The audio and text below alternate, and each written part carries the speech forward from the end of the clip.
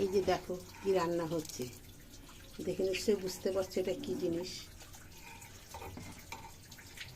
এটা হলো পায়েস।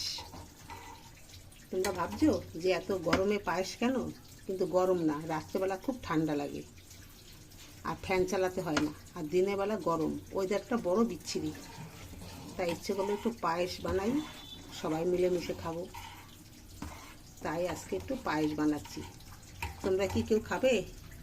যদি কেউ খেতে চাও আমার বাড়িতে চলে আসো, সবাইকে দেবো,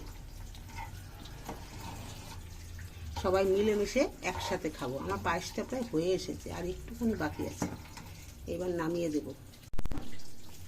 সরি গো, ভুলে গেছিলাম, এই যে একটু ঘি দেবো, নামানোর আগে একটু ঘি দেবো, নামিয়ে দিয়েছিলাম, পরে মনে পড়লো, তাই আবার একটু ঘি দিচ্ছি।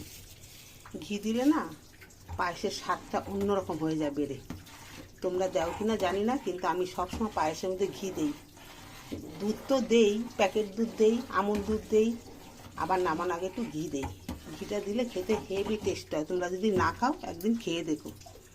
একদম ভুলে গিয়েছিলাম, মনে পড়েছে, তাই আবার এনে ঘিটা দিলাম।